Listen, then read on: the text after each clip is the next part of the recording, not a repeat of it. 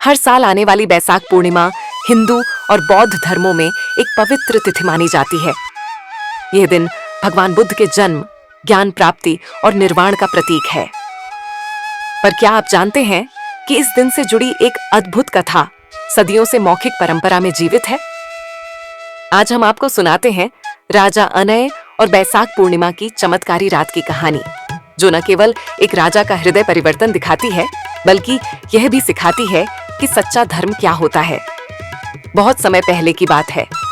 उत्तर भारत के एक समृद्ध राज्य सौम्यपुर में राजा अनय का शासन था। अनय शक्तिशाली, विद्वान और साहसी था, लेकिन उसमें एक दोष था, अहंकार। वह स्वयं को ईश्वर से भी बड़ा समझता था। मंदिरों में पूजा केवल उसकी मूर्ति की होती और वह बुद्ध की शिक्षाओं को कमजोरों का ज्ञान मानता। प्रजा दुखी थी, ब्राह्मण चुप थे और साधु संतों को राज्य से निष्कासित कर दिया गया था। एक दिन नगर में यह घोषणा हुई कि अगले दिन बैसाख पूर्णिमा है। सभी तीर्थ स्थलों पर स्नान और दान का आयोजन होने वाला था। अनय ने क्रोधित होकर आदेश दिया, राज्य में बुद्ध या किसी और की पूजा नहीं होगी। आज केवल अनय की विजय गाथा गाई जाएगी। पर उस रात आकाश में पूर्ण चंद्र खिला था। हवा में एक अजीब सी शांति थी। राजा अपने शयन कक्ष में सोने गया, लेकिन नींद नहीं आई। अचानक कमरे में एक तेज प्रकाश फैला और उसमें प्रकट हुए एक शांत चित्त सन्यासी, पीत वस्त्र धारण किए, चेहरे पर दिव्यता और आंखों में गहराई।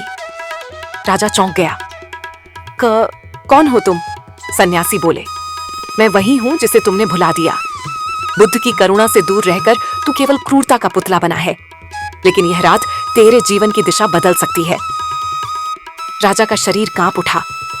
वह कुछ कहने ही वाला था कि आंख खुल गई, पर वह सपना नहीं था। उसका हृदय अब कुछ अलग महसूस कर रहा था।